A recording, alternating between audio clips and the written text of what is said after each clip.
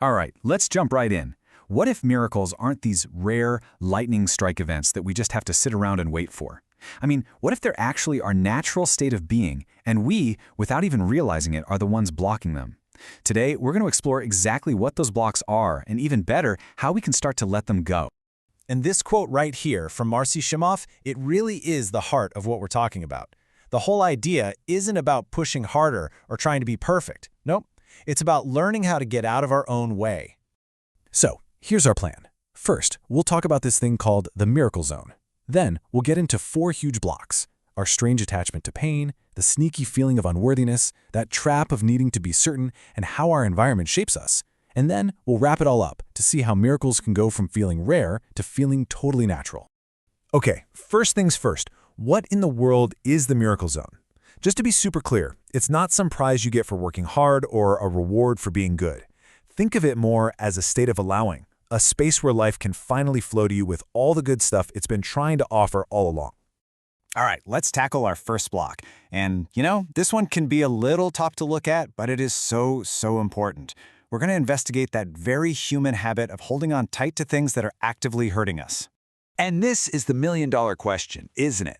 We all have something, a habit, maybe a relationship or a story we tell ourselves that we know deep down isn't good for us. So why does letting go feel almost impossible sometimes?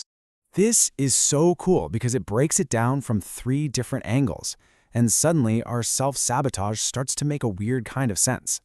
From the body's point of view, Dr. Morter says it's pure survival.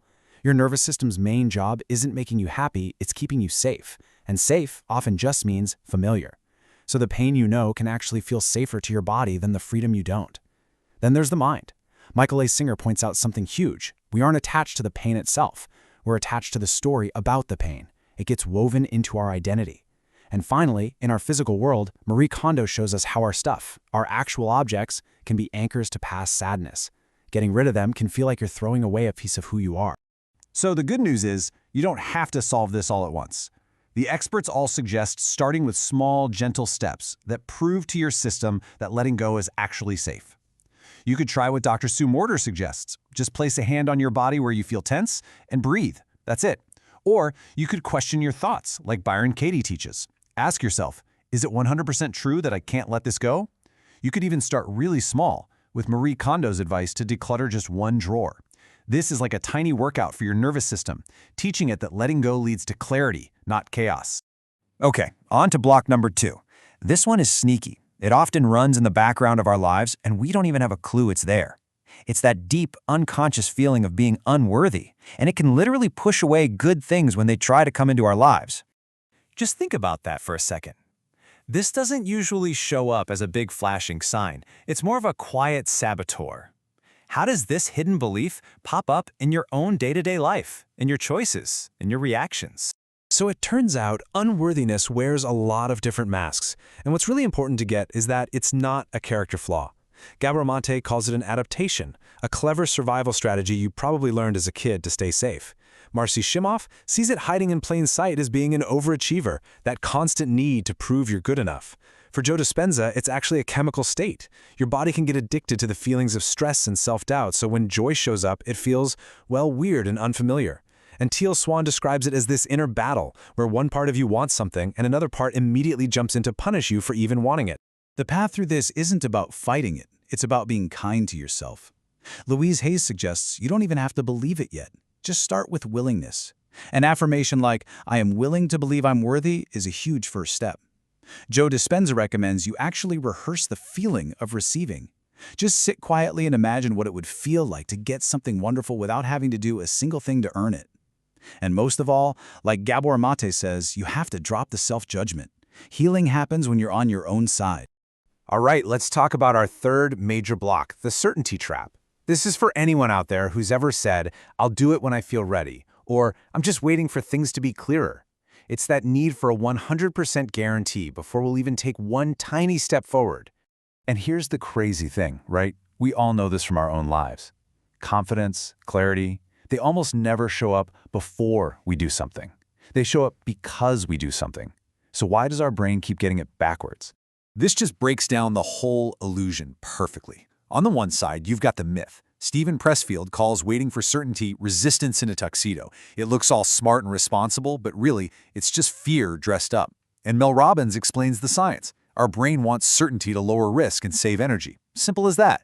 But then there's reality. Lisa Nichols says it flat out. Courage and clarity show up after you start moving, not before. And James Clear nails it. Movement creates data. You can't think your way out of uncertainty. You have to act your way out. So how do we actually do this? How do we move without a guarantee? Well, here are 3 powerhouse techniques. You've got Mel Robbins' famous 5-second rule. The second you have an impulse to act on a goal, you count 5, 4, 3, 2, 1, and physically move. It interrupts that part of your brain that will talk you out of it. Then there's James Clear's advice: shrink the action. Make the next step so small, so laughably easy, that there's just no reason to say no. And I absolutely love this one from Lisa Nichols. Trust your get-up muscle. You don't need to know you'll succeed. You just need to trust that if you stumble, you know how to get back up. Now for our 4th block, this one's a biggie, because it's not just about what's going on in our own heads. Our ability to grow, our whole sense of what's possible, it's all deeply connected to the people we have around us. Just take a moment and really think about this. It's not always about obvious criticism or support. How do the attitudes, the beliefs, even the unspoken energy of the people you hang out with, how does that quietly draw the lines around what's possible for your own future? We can really see the different layers of influence here. Dr. Sue Morter talks about energetic influence. Your nervous system is literally tuning itself to the people around you. It's why you can feel calm next to a calm person. Then Marci Shimoff talks about emotional contagion. Things like joy and doubt are basically contagious. You catch them just by being close. Jim Rohn's classic idea is about standard absorption. We just naturally become the average of the people we spend the most time with. And then psychologist Henry Cloud points to relational permission. This idea that we subconsciously hold ourselves back so we don't outgrow the group and risk losing our sense of belonging. So what do? Well, it's not about cutting everyone out of your life. It's about being more intentional. Jim Rohn says to promote your standards. Don't fire your friends. Just choose to spend a little more time in places where growth is the norm. Henry Cloud suggests setting internal boundaries. That means you quietly decide whose opinions matter and whose you can just let float on by. And Marci Shimoff gives us a great way to check in. Just notice who celebrates you, who can see your joy and be happy for you without making it about them. Those are your people. Okay, we've looked at clinging to pain, feeling unworthy, the certainty trap, and our environment. Now it's time to bring it all home and talk about the final, big-picture reason why miracles can feel so out of reach. And this quote from Eckhart Tolle, it just says it all, doesn't it?